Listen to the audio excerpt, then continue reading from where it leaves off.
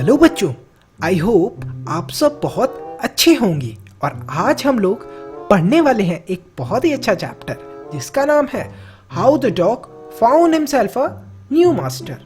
हम लोगों को ये तो पता ही है कि कैसे एक डॉग और एक वुल्फ यानी कि एक भेड़िया एक दूसरे से बहुत ज़्यादा रिलेटेड होते हैं, लेकिन कभी कभी आपने ये भी सुना होगा कि किस तरीके से हम ह्यूमन बीइंग्स ने इन वाइल्ड एलिमेंट्स को क्या करा, टेम कर लिया। टेम मतलब कि इनको अपना पालतू जानवर बना लिया और ये किस तरीके से डोमेस्टिकेटेड हो गए। टेम का मतलब होता है डोमेस्टिकेटेड। डोमेस्टिकेटेड पूछोगे कि सर डोमेस्टिकेटेड का क्या मतलब? डोमेस्टिकेटेड मतलब जो जानवर इंसानों के साथ प्यार से रहने लगे। तो यहाँ पर स्टार्ट करते हैं स्टोरी को। Dogs were once their own masters and lived the way wolves do, in freedom until a dog was born who was ill-pleased with this way of life. He was sick and tired of wandering about by himself, looking for food and being frightened of those who were stronger than he. तो यहाँ पर क्या होता है, जो dogs होते हैं वो खुद के मास्टर हुआ करते थे। मतलब कोई भी डॉग्स को पालतू जानवर की तरह नहीं पाला करता था। डॉग्स खुद की मर्जी से रहा करते थे, जैसे वुल्फ रहते हैं फ्रीडम के अंदर। लेकिन एक दिन की बात है, एक डॉग बॉर्न होता है जिसको ये सारी चीजें पसंद नहीं आती। इल प्लीज्ड होता है, वो इन सब चीजों को लाइक नहीं करता। और वो क्या करता है, वो कोशिश करता है अपने रहने के तौर तरीकों को बदलने की। तो उसको ये भी नहीं पसंद था कि किस तरीके से वो खाने पीने के लिए इधर से उधर वेंडरिंग मतलब इधर से उधर घूमा करते थे, खाने पीने को ढूंढा करते थे।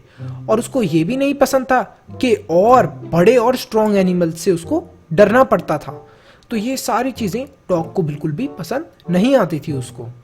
तो यहाँ पर क्या होता है, he thought it over and decided that the best thing for him to do was to become the servant of one who was stronger than anyone on earth, and he set out to find such a master. तो वो जो dog होता है वो decide करता है कि आखिर मैं ऐसे आदमी का सर्वेंट बनूंगा, ऐसे आदमी का गुलाम बनूंगा जो इस दुनिया में सबसे ताकतवर हो। तो सबसे ताकतवर तो इस दुनिया के अंदर इंसान थे। तो वो डॉग निकल पड़ता है अपने मास्टर की खोज के अंदर। He walked and he walked. वो चलता रहता है। He met a kinsman of his, a big wolf who was as strong as he was fierce. Where are you going, dog? The wolf asked. I'm looking for someone to take up service with. Would you like to be my master, wolf? I don't see why not, the wolf said, and this agreed upon. The two of them went on together. तो यहां पर क्या होता है, यहां पर वो जब खोज में निकल रहा होता है सबसे स्ट्रॉन्ग लोगों की दुनिया के अंदर, तभी उसे रास्ते में चलते चलते एक बहुत बड़ा सा वुल्फ दिखता है। वो वुल्फ उससे पूछता है, अरे भाई कुत्ते, कहां पर जा रहे हो तुम? Where are you going, dog? तो वुल्फ बोलता है उसको कि मैं एक मास्टर को ढूंढ रहा हूं जिसको मैं अपनी सर्विस प्रोवाइड कर सकूं, जिसको मैं अपनी हेल्प दे सकूं। तो वो वुल्फ को बोलता है डॉग कि क्या आप मेरे मास्टर बनना पसंद करोगे? तो वुल्फ बोलता है, क्यों नहीं, मेरे को क्या दिक्कत है तुम्हारा मास्टर बनने में, कोई बात नहीं, तुम मेरे शिष्य बन जाओ। तो इस तरीके से जो वुल्फ होता है वो उस डॉग का मास्टर बन जाता है और डॉग उसको फॉलो करने लग जाता है। They walked and all of a sudden the wolf lifted his nose, sniffed, darted quickly off the path and into the bushes and crept deeper into the forest. The dog was much surprised. What's come over you, master? He asked. What has frightened you so? Can't you see there is a bear out there and he might eat up both of us, you and me? तो यहाँ पर क्या होता है, यहाँ पर अचानक से जब वुल्फ और डॉग रास्ते पर चल रहे होते हैं तो जो वुल्फ होता है वो डर के मारे झाड़ियों के पीछे जाकर छुप जाता है और जोर से भागने लगता है। डॉग ये देखकर बहुत ज्यादा सरप्राइज हो जाता है, वो हैरान हो जाता है कि आखिर मेरे मास्टर ऐसे क्यों भाग रहे हैं। वो जाकर वुल्फ से पूछता है कि मास्टर आप इस तरीके से क्यों भाग रहे हो?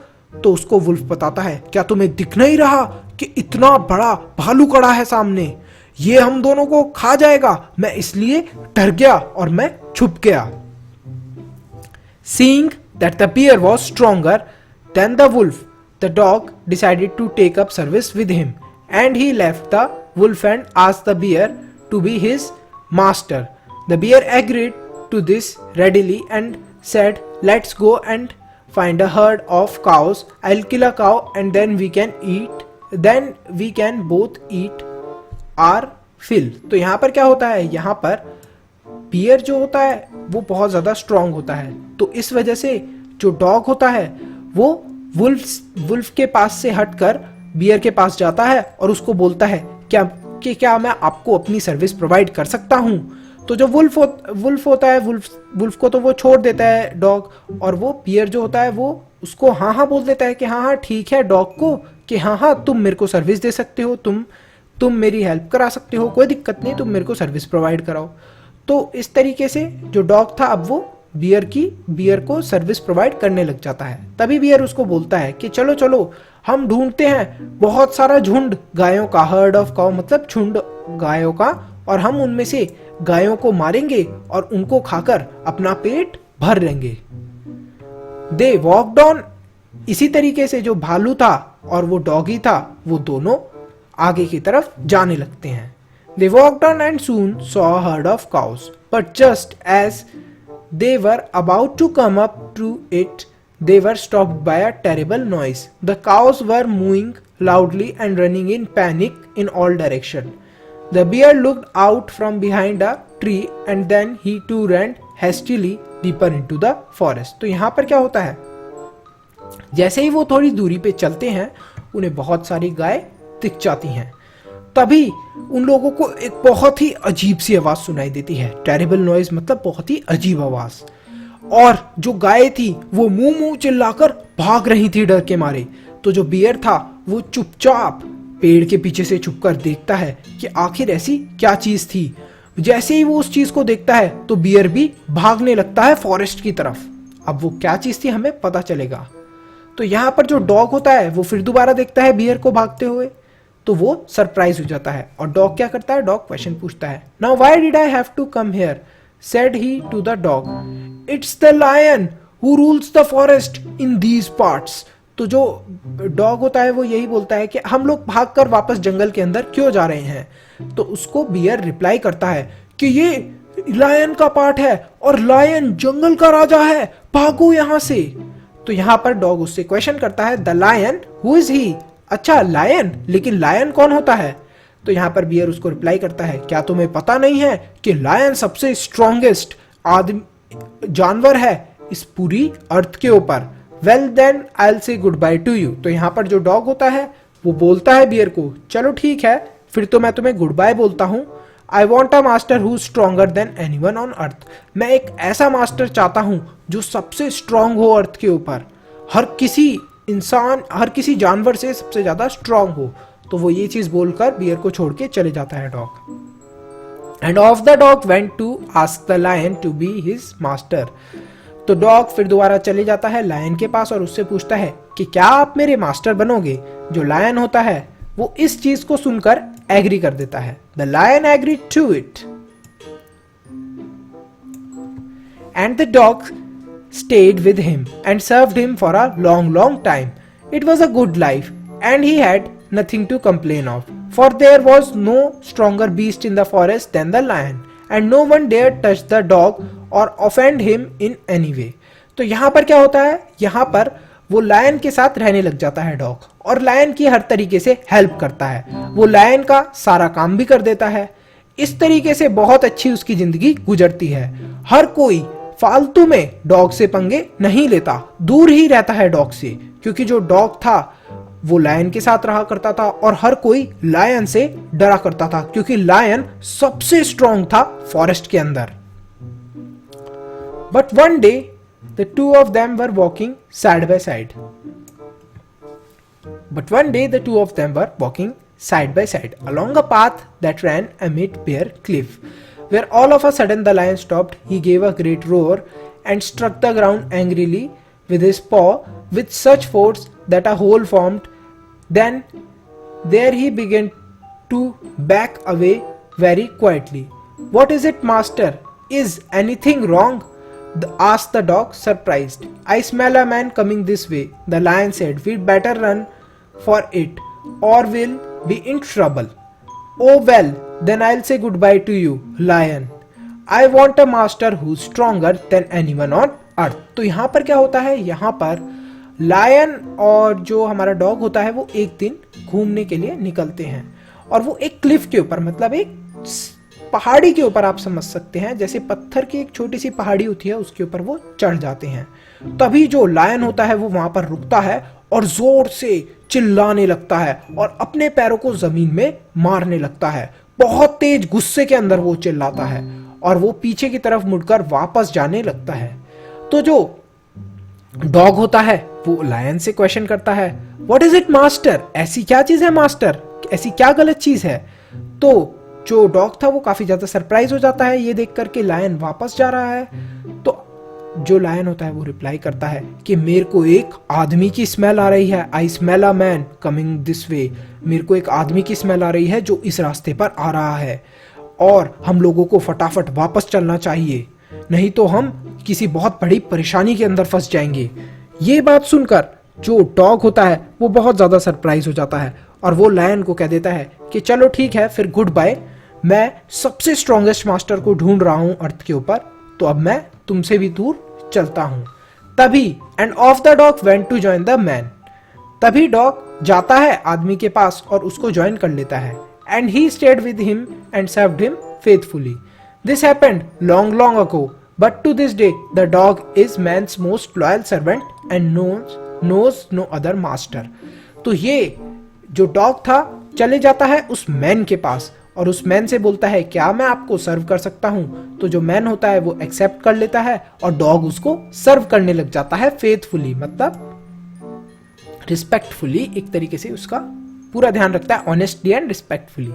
दिस हैपेंड लॉन्ग लॉन्ग अगो। ये जो बात है ये बहुत पहले हुई थी, लेकिन अभी भी आज तक जो डॉग है वो सबसे लॉयल सर्वेंट है। किसके? मैन के। और सबसे अच्छे सर्वेंट है मैन के। तो यही बताया गया है कि जो डॉग्स हैं वो सबसे लॉयल सर्वेंट है मैन के अभी तक, और उनका कोई भी और मास्टर नहीं है, मतलब कोई भी और उनका मास्टर नहीं है। यही हमें स्टोरी के अंदर बताया गया है। काफी इंटरेस्टिंग स्टोरी है और इसके कुछ क्वेश्चन आंसर्स हैं, इनको भी देख लेते हैं।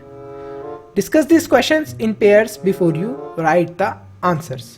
Why did the dog feel the need for a master? Dog को क्यों नीड लगी थी, मास्टर की जरूरत क्यों पड़ी थी? डॉग को इसलिए जरूरत पड़ी थी मास्टर की, आपको फर्स्ट और सेकंड पैरा के अंदर ये मिलेगा, क्योंकि उसको ऐसा लगता था कि मतलब इधर से उधर वो घूम रहा है और जो बड़े बड़े उससे स्ट्रॉन्ग एनिमल्स थे वो उसको डरा दिया करते थे और वो डर जाया करता था। तो ये सारी चीज़ें लिखी हुई हैं कि बीइंग फ्राइटेंड, यहाँ से लेकर he was sick and tired of wandering about by himself, looking for food and being frightened of those who were stronger than him. तो ये फर्स्ट और सेकंड पैराग्राफ के अंदर इसका आंसर है।